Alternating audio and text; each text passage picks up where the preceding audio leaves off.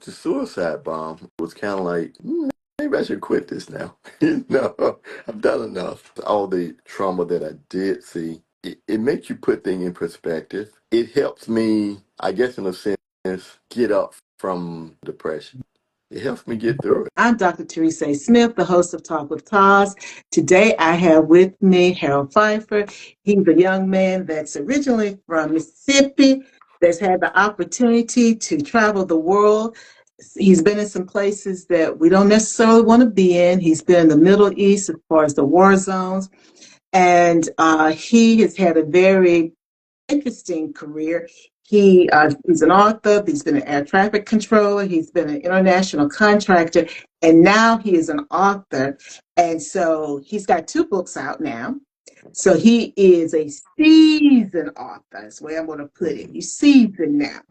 And so today he's going to talk with us a little bit about his journey and also how he's been able to bounce back from some of the things that he encountered as a young man and growing up with, I think it's called Uncut, and all the Right. things that he's encountered since then. So Harold, welcome to Talk with Taz. Thank you.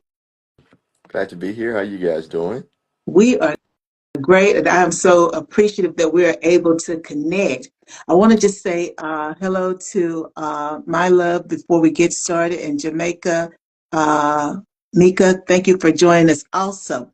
Now, Harold, I want to jump right in. Hmm.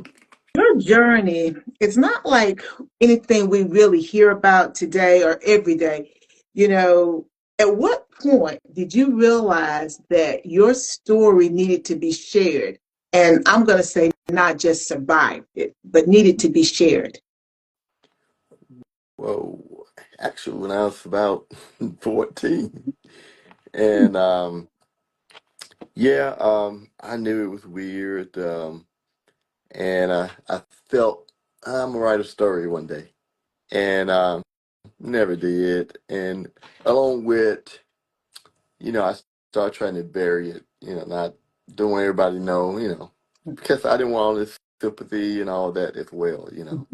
One thing I learned, if you want pity, you probably get it, but people won't invite you to the parties and all that. Mhm. So I wanted to fit in, so I like I'm gonna kind of squash this.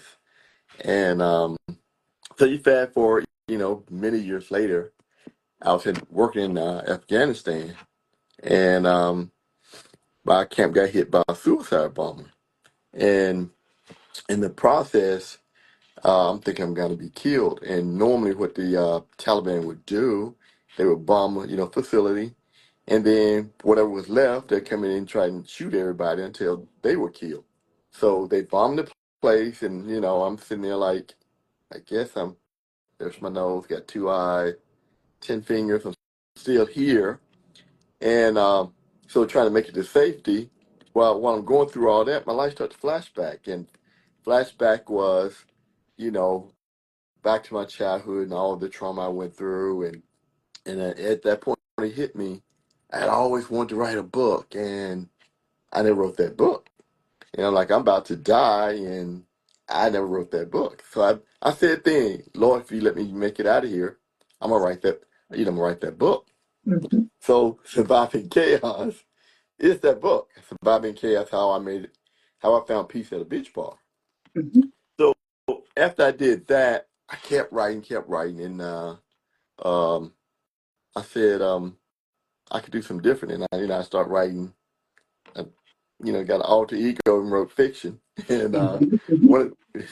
So the follow up to my first fiction is A Fool Indeed, which is out now. Mhm. A Fool Indeed under Dean Conan, and so that's what got me going.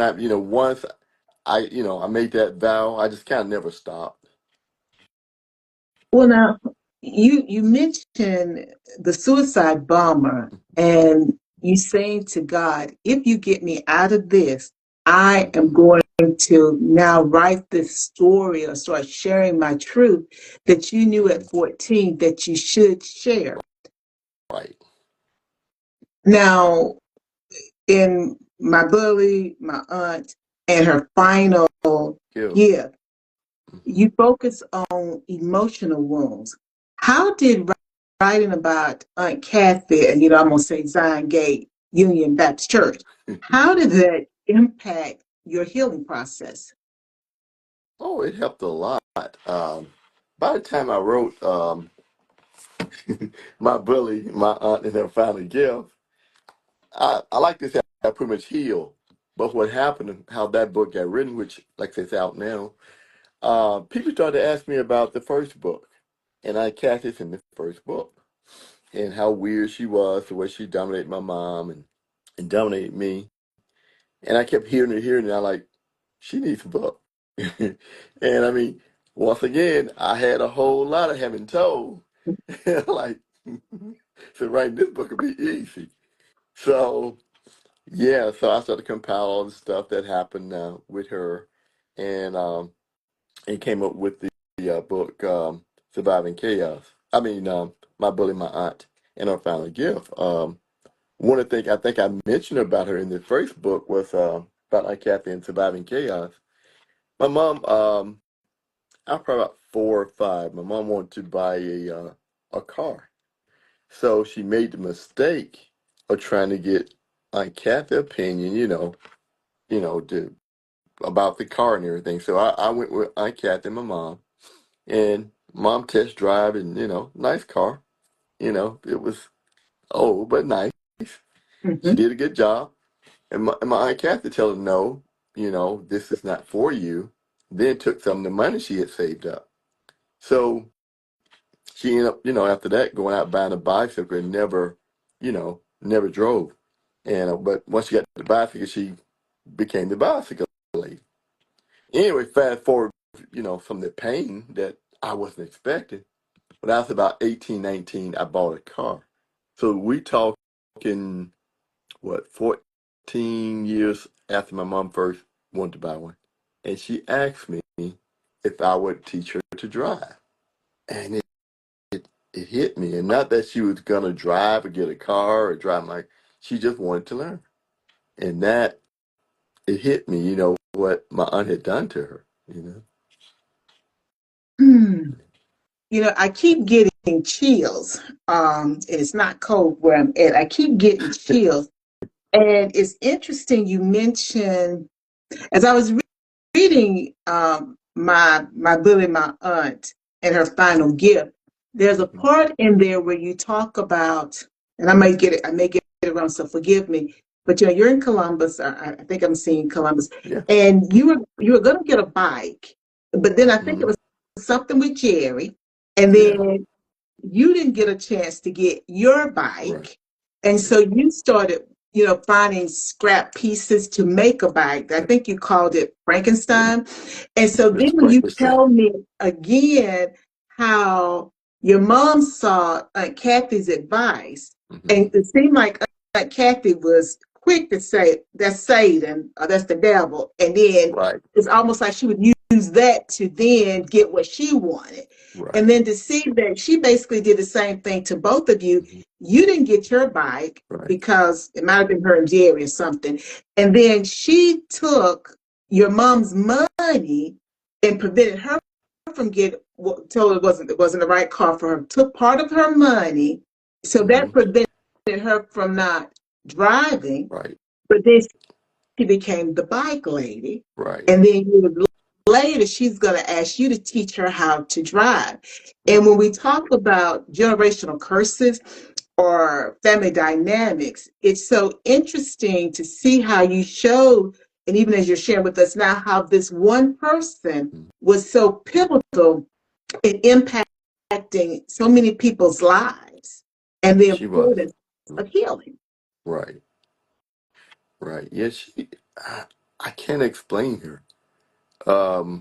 And only thing, excuse me, that makes sense was she raised all her brothers, most of her brothers and sisters. She was the oldest.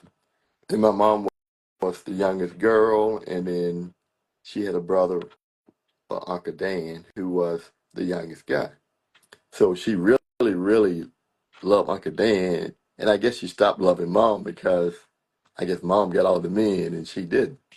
Okay, so but they would rail on the phone, go on the phone for hours. Uncle Dan lived in Shreveport, Louisiana, and we lived in Columbus, so they would always talk about his youngest child.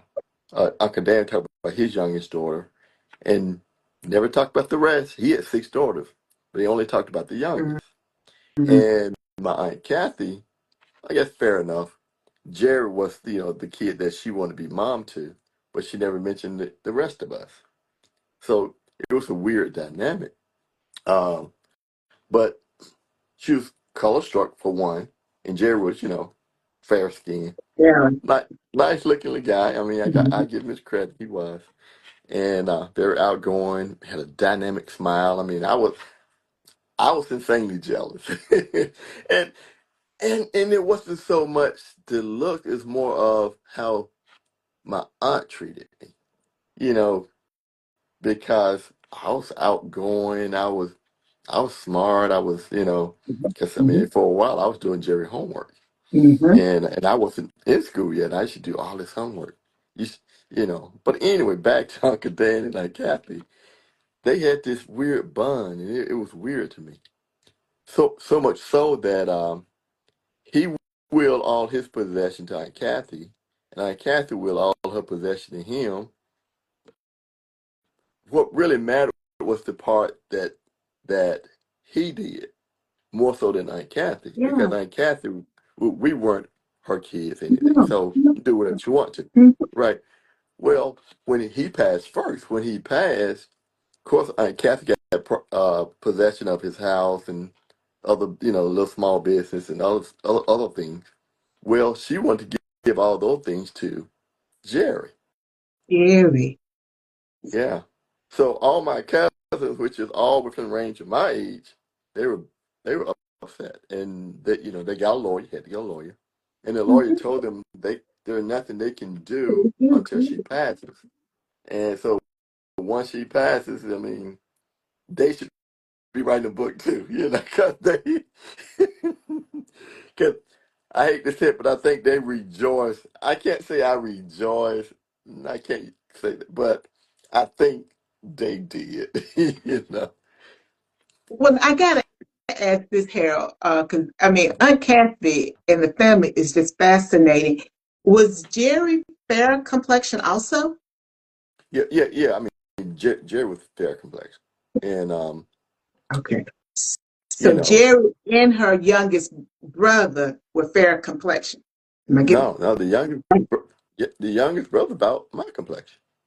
okay? Now I'm gonna make sure I'm straight now. Aunt Kathy, her brother that left her everything instead of his six daughters, Hmm. he's about your complexion. But Hmm. he would have been dependent upon her because he was the youngest. He was younger than your mom. So Right. that would have cemented that, well, we just speculating. That would have Hmm. cemented that relationship because that gave her someone to look up to her. And Right. she doted on him. So they just bonded like this, so much Right. so that he then left all of his worldly goods to her, and Right. in her will, she was leaving all her worldly goods to him. Right. But then she doted on Jerry, your Hmm. brother, and she's Hmm. leaving everything to Jerry. Right. It makes for an interesting time at family dinner. Yeah. And Yeah. when I was reading my bully, my aunt, and her final gift, I could see some of the humor in there, even when you referred to your bicycle as Frankenstein. Yeah. Because when I read that, I got the picture of Frankenstein. And then I saw like this bicycle that may have been, all these mismatched parts and Mismatched everything. parts. And and so how, because I thought that was so, I thought the way you wove the humor was so genius because it's heavy information that you're sharing. So what was it, why was it important for you to do that for the reader, to weave that humor in?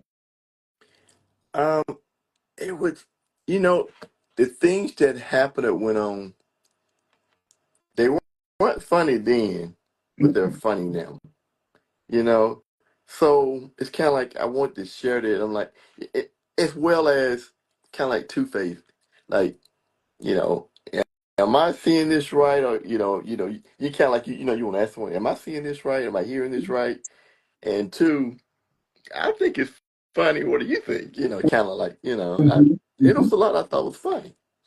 I'll share another story with you. And I got this wild hair to go to Shreveport when I was about 40, and you know, being that he was my only male uncle, I never had very much male influence in my life. I'm like, mhm, he knew me, when I was a little boy.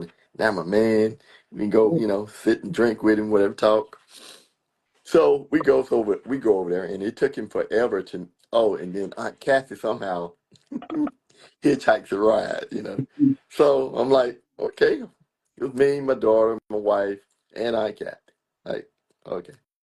So it was rough from the beginning, but we get there like the weekend, Memorial Day weekend. Mhm, So um, he didn't come out. He knew we were there, but I didn't care because I'm like, I'm at the Holiday Inn, nice spot. He'll play for, I paid for the Holiday Inn all weekend for me, my wife, daughter, and I cat. So we were mhm, good. So I'm out swimming with my daughter all weekend. We having a blast. So anyway, so the next day, finally around lunchtime, we go to one of those cafeteria, I think like Luby's or whatever. And he spent probably 20 minutes pacing back and forth before he comes inside. So we're all inside, me, the wife, my aunt, kid, and my cousins. So we're all sitting at the table. And the cousins, they say, Dad is not coming in. He doesn't like to eat out. So he's outside pacing to and fro. So I'm like, oh well. I'm enjoying the peach cobbler and everything, so oh well, right? So he mhm. finally comes in. He comes in, he sit right next to Aunt Kathy. Now mind you, he's about 68, Aunt Kathy probably mid 70s. And she started to feed him spoon to spoon. Huh. I looked at I looked at my wife like, holy, you And she know, looked back and at you like I'm looking. I got a stepsister, but even if she was my sister from day one, I mean, she ain't gonna feed me. I Mm-mm. better be very fit. So she said, I can see she said, hey, I cooked this. Can you taste it? Okay, but she not gonna sit there and feed me. "Uh-uh." She sat there. He let her sit there, feed him almost a full meal, and I'm sitting there like, I don't believe it, but they were weird like that. You know, that's interesting, because I think immediately also the person has to be sick. And it's interesting that he was not concerned about her two older adults, and they're not in a a romantic relationship. If Mhm. that didn't, that would bother me more than the pacing. He paced outside all that time Mhm. because he didn't like eating out, but Right. he didn't. Well, it appeared, we don't know. It appeared that he didn't have any problems with her sitting there feeding him in a restaurant full of people. Yep. I'm thinking But that, that. Go ahead. I'm sorry, Doc. no, no, no. You go ahead. No, I'm thinking he probably paced because this just me. He probably had built such a persona to his kids, and he knew if he came in, he would break it. You he probably that guy. I don't believe in eating out. It's a bunch of mess. I don't know. They beating you out of their money. I don't know. I never asked him about, it, but they said emphatically he is not coming in, and Kathy said emphatically he is. And there was no word exchanged between the two. We're just sitting there in the restaurant, and she won out. All I can say is Aunt Kathy was Aunt Kathy, guys. And y'all know I'm Southern. She was Aunt Kathy. Yeah. And when he got in there, she done put him back to being a little boy. Right. Right. Exactly. But get even more spooky. See, I told people, I said there are stories that I didn't put in the book that so you kind of get the bonus part. So you, she had a quintuplet bypass, which Mhm. is five, and I up until that point I had never heard. I thought quadruple, the Yeah. most they do. She had a quintuplet. Okay, so anyway, so she comes, I pick her up, brought her in Memphis to with, before the surgery, and prayed with her day in day out up until the surgery, and the whole time though, I never let her, but the whole time I'm thinking, five, she ain't gonna make this. I never heard it, right? So the day before, or right before she went in, I called the Reverend and Reverend Keith, which was Eighth Coon Boom, right? Mhm. It was like I don't know. It was like me calling your relative and saying you told me I need that he would give me money. Mhm. It like when I called him, it was like I got the impression of why are you calling me? Um, what is this about? And I'm explaining, and he knew me from when I was 3 or 4, probably. Okay, so he knew who I was. So he didn't say anything. He didn't say what room she in. He didn't say me and the flock could be praying about her. Um, he didn't say how's she doing. Um, you, you know, when it's over, you make sure you give me a call. Nothing. So I hang up. I call Uncle Dan. Nothing. Same thing. Same weirdest. Blew my mind. He didn't say what room she in, how long she been there. You know, let me know. Or let me talk to her, or you know, call me when she's out of service. Nothing. And it blew my mind. Then I called my brother Jerry, the golden child. And he was kind of the same way. He was just kind of, uh-huh. And he and I had a terse relationship anyway. Uh, But still, this is your Aunt Kathy. This is the person that Love you. treated you, yeah, I mean, treated you, like you were the second coming, Mhm. okay? He said nothing. Matter of fact, he hangs up. I call him back. And I like, hey, why'd you hang up? He didn't say anything. And I start to go in on him, hangs up again. And I like, it was the weirdest thing. That's what I'm saying. It's like, at that point, I felt like I was missing something. I already had my opinion about her, but I Mhm. felt like Mhm. her inner working, her, Mhm. her Facebook. ride or die people. Yeah. Yes, it was weird. They're weird. Well, I know those people. I'm gonna say that I know those Okay, people, okay. and it's not surprising to me. I'm from the South. Hmm. I'm in North Carolina. I know those people. I know them very well. And it is interesting, the dynamics. But as an outsider, it looks very strange. And you're not an outsider, but you're an Mm-mm. outsider in your perspective of how you think they would respond. But that goes back to the final, well, not the final chapter, but one of the last chapters in the book when Reverend Pastor Keith is doing the eulogy, and then at some point you don't tag team, but it's like you basically allude to the fact he let me clean that up. You alluded to the fact that he knew Aunt Kathy. Hmm. He He did. knew her. He He knew did. the evilness that was in Aunt Kathy. He did. Yeah. And so,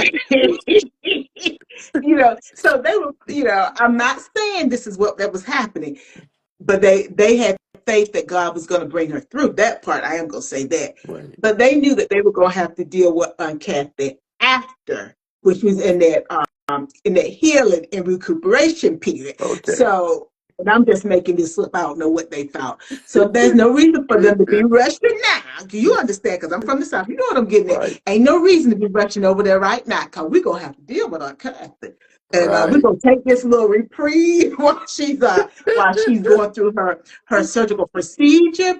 Things are going to be quieter at the church. We Yeah, might can get some things done that we couldn't get done because that right. character was there. I'm just saying, I'm No, you're sure it's right. none of that hell. But I know her character. She probably Yes. related to me. She just got another name, you see. So I know these type of people. Yes. I've known them my whole life. So, hmm. But like I said, to the outsider, it's like, oh my God. He said, Yeah. nobody. And then the one, the golden boy, gonna go ahead and hang. Well, maybe it was an accident. No, he hung up.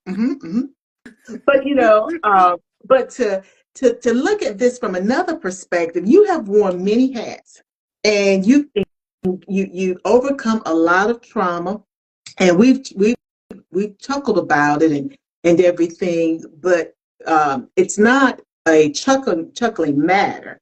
But we're on Right. the other side of it now. What part of your identity has remained steady as you've had all these different roles, from air traffic controller, been an independent contractor, and you correct me if I'm wrong, because I think you were in, and I may be wrong, were you in the military for a No, short, but you no, went but to I've been working with them for about 15 years now. yes, And okay. mhm. So given all the different roles, what part of your identity has remained stable as you have continued to transform into the Wow. person that we're talking with today? Wow. um, I've been confident, quite confident for one for sure. Um, my mom, and this is weird though. This is weird. My mom, like I said, schizophrenic, and she would try to humiliate me every chance she got, and and so, and I mean, to the point that it was constant. I mean, she would do it. She would talk to the wall. She would do things. She would do things in public. So kids are mean. So I got rid of kids so many ways, to the point that it's hard to embarrass me. That's been consistent for a long time. I, I may I may be shocked, or I may you know give Mhm. it some thought, but then it's like, oh well, I'm going in, or whatever.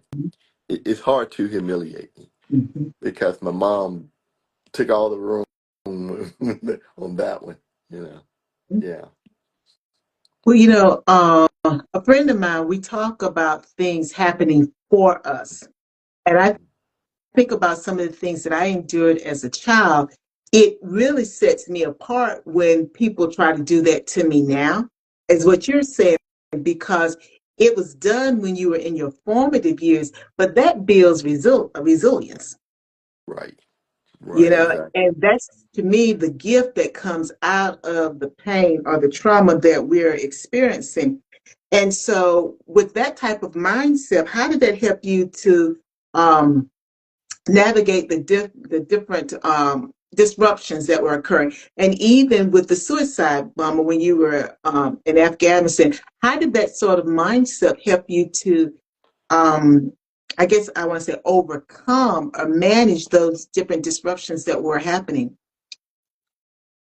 With the suicide bomb, two things happened. It was kind of like after it was over. After it was over, it was more like, maybe I should quit this now. I've done enough. Um, but I don't know. I guess all the trauma that I did see, it makes you put things in perspective. Um, a lot of things that you think are bad, not nearly as bad as or, you know, so it helps me, I guess, in a sense, get up from, we all go through some kind of depression. It helps me get through it. It's like, this is nothing, you know. Okay, if it all go bad, so what? I've had worse. Mhm. Um, I'll never forget uh, when I first started my career, we had to study a lot. I mean, and I remember thinking, man, I should try and study when I was at home, and it would be too cold because you got cracks in the wall and in the floors, and you're hungry. I said, they feeding me. I got a good place to stay. I can keep studying, you know. So it's things like this, like I've gone through worse things and trying to pull it together. So this is not nearly, you know, the worst. Well, what was it like when you were adjusting back to being in the U.S.? Because there at some point you were back in the U.S. after being in the war zone. What was that like for you? And how did that happen? It's weird when you're doing this. I mean, because when you come home, you're excited to go to Walmart. you know, Mm-hmm. it's things that people kind of For take for granted. granted. Yeah, I mean, you feel so good. You're just driving in traffic or whatever. It's it's a good feeling. Well, that great, what I hear is that grateful heart and being aware of the glass half full versus half empty. Right. Um, if you had to, if there was someone listening or who will hear this who's in a toxic relationship, it could be family or otherwise, what help what helped you not walk away but rise above it? What advice would you give them to help them to rise above it? Because you have risen above it. So what Right. advice would you give that person? Um, a lot of time we make it worse. I mean, we kind of know, we identify it, we see it, and you make it worse sometimes by trying to beat it, trying to overcome it, rather than just I can quit and start anew. And we hate starting over, regardless what it is. We always hate starting over. We hate. Mhm. I was. I had this nice car, and now I got to drive a Pinto. You hate starting over. Or I was in this $500,000 house, and now I'm in a small apartment. Mhm. People hate starting over, and it's only life. It's only things, and your peace of mind is far valuable than things. And Mhm. it's something. A lot of times, people wait till they go to their lowest to realize that. And I'm saying, don't wait till you go to your lowest, and you may not have enough fight left by the time you get to the lowest. You know, yeah. But That is so important.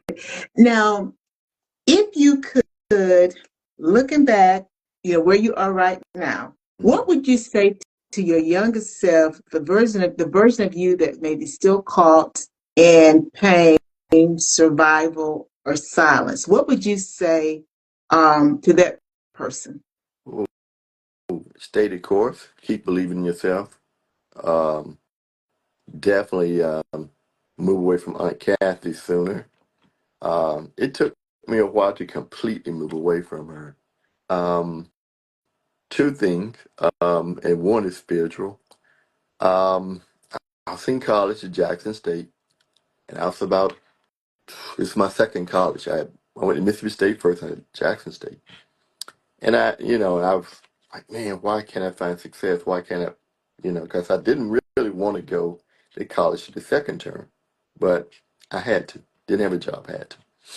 So I asked myself, or God, so what is wrong? I think I'm pretty smart, and I'm driven, I'm a good person. What am I doing wrong?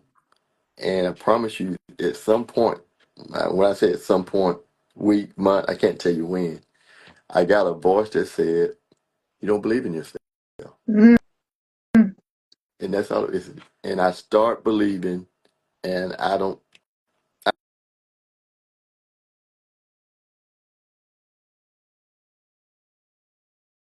Oops, I'm losing my audio. Harold, can you hear me? Right. Can you Yeah. hear me, Harold? Yes, I'm here. Restate that, Harold. I lost the audio. So it said you don't believe in yourself. Right. And Oh, Harold, that ringing, it cut your audio out because what you're saying is important. you still there? Yeah, I can hear you now. Okay, sorry. Yeah. It's, it's, I s- you said you didn't once I believe in start believe yourself. once I start believing in myself, I start getting better. Job offers, uh, you know, dates, um, just things just start to happen, and it was just so weird. Started to do better in college. It was just weird. And all because I didn't believe in myself. The other one, like I said, leave my Kathy sooner. Um, even though about 12, and I talked in the book when the last beating she gave me, I was about 11. And I started to put some distance, but I didn't put enough distance. But I was about 18, I had bought a car, and then my brother got into a fight because he wanted to possess my car because he's Jerry.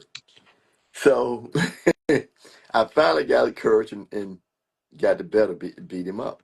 Not beat him up, but got the better. Mhm. Well, all our life, he used to beat me up, and I ran out of Kathy, hey, this dude beat me up, picking on me. She never said anything. Put a Band-Aid on my wound, send me back home, whatever. So the first time I got the better of Jerry, she comes over and she give me this conversation. I'm about 18. She like, who do you think you are? You're not gonna be fighting anybody around here, And the whole time growing up, I never looked away when she talked to me, never rolled my eyes, never looked down, never talked under my breath, uh, never, gave any aggressive um, stance, anything. So once she had this conversation, you're not gonna do this, and you're definitely not gonna, touch Jerry again. She showed me what she'll be working with.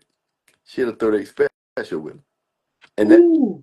and that broke me because I had never been disobedient to her, never, Mm.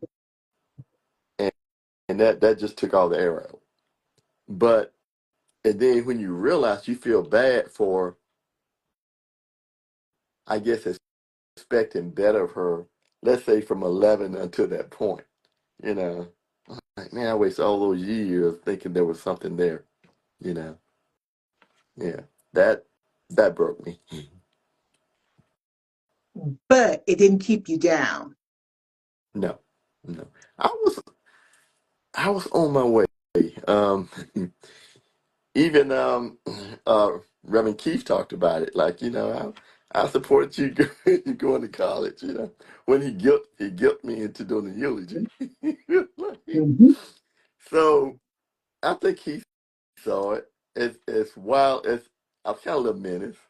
Um, Probably for attention. Because Jerry was getting it and I wasn't. And but he saw that I had something that probably could amount to something. Yeah. Well, I tell you, Harold, you have had a very intriguing life. Um, and I like the fact that you're open with staying the course, believing in yourself, and you've shown the audience how once you really begin to believe in yourself, things begin to take off in every aspect of your life. And even when you do mention getting away from Aunt Kathy sooner, Mhm. I immediately think about that from relationships, and that's all kinds of relationships, jobs, people, organizations, whatever it may be, because we don't always understand when we're in the thick of it how an association with the wrong person can put a damper on all the things that we want or that we're working on. Because Aunt Kathy, please forgive me for saying it this way, but she had a lot of negative energy with her. She did. And Yeah. when you're around that negativity, it then transfers to you. And as you said, you weren't believing in yourself. You knew you were this, but you still Right. wasn't, it wasn't materializing because Right. you had negative energy that was overshadowing for a while what you knew was Right. inside of you and all that you could be. So being tied to her for as long as you were. You didn't have enough distance. That was really impacting your future. And I am Right. just so happy to see all of the success that you have and that you will have as a result of distancing yourself and then believing in yourself and actually doing the work. And now tell the audience how many books you got, how they Okay. can keep up with you, and where they can get your books at. Okay. All right. The big one right now. I've I've written about seven, published five. Okay, and this is my new one. My bully, my aunt, and her final gift. The paperback is definitely on called Book Baby, Book Baby Bookshop, or you can order on Amazon. It's on back order, so it's gonna take them about 2 weeks to get it to you. But Book Baby Bookshop, you get it immediately. Um, you'll get the ebook or the audiobook. You can get it immediately from Amazon. Um, my other book that I got out, I write under a pen name, and I hate to share it, but since I'm not there yet, I have to share my pen name. Called Dean Coney, Mhm. and the first story, it's a series. The first one was called "Fool Me Thrice." Money changes everything, and it's this character. He's a womanizer. He had a lot of money, lost it all, and he's trying to go straight. He's trying to find love and you know find a new life and trying to find money. And the books take you on that journey. And then the follow up to that one is what's out now. um, a Fool Indeed. The Mhm. same character. The character name is Charlie Moe. He's back and. Well, he got taken for a lot of money in the first book, so he's back trying to get his money back, but it's going to lead him on some places he didn't wasn't prepared for. So Mhm. the love of his life, all that's in jeopardy. So, A Fool Indeed by Dean Coney, and it's on Amazon, ebook, paperback, hardcover, and eventually the audiobook will be there. Right. And I've downloaded Aunt Kathy and the last one with this young man with that you just holding up. I Yes. downloaded that on both of those on my Kindle.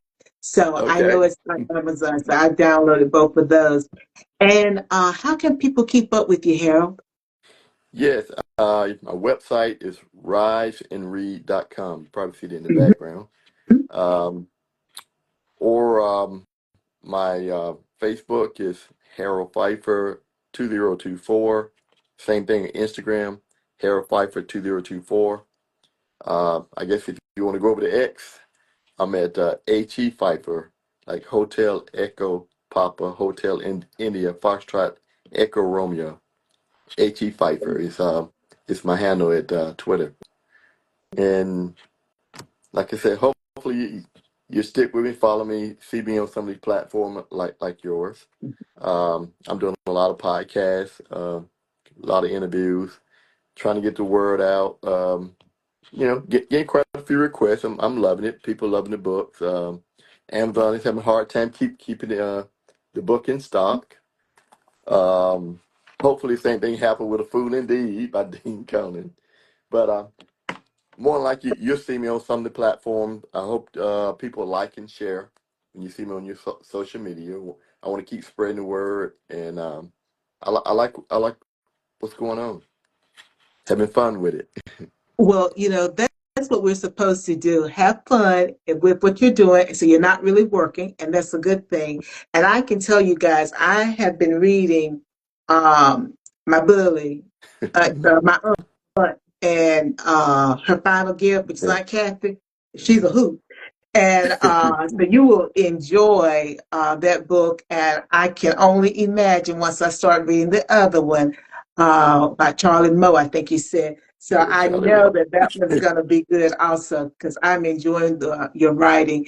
So Harold, again, thank you so much for being with me today on Talk with Taz. I hope that you'll come back another time. Anytime. Thank you, sir. And to my guests, thank you so much, our audience, rather, thank you so much for joining us.